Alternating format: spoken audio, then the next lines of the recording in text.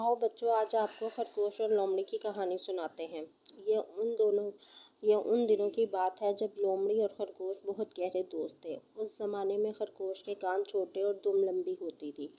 एक दिन इन दोनों ने मछली पकड़ने के शिकार का इरादा किया, लेकिन इनके पास मछली पकड़ने का जाल न था।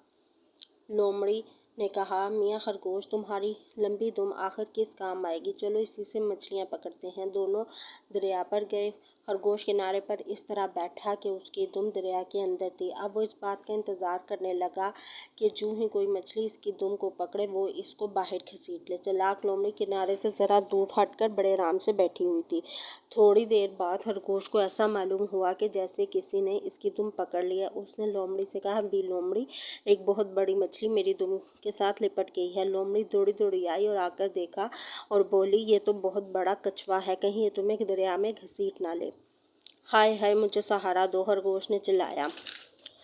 नहीं तो मैं दरिया में गिर पड़ूंगा, खरगोश चीखा। लोमड़ी ने झट से खरगोश को अपनी पूरी ताकत से खींचना शुरू किया और दोनों कानों को पकड़ लिया, और इधर लोमड़ी इसके कान पकड़े उसे अपनी तरफ खींच रही थी।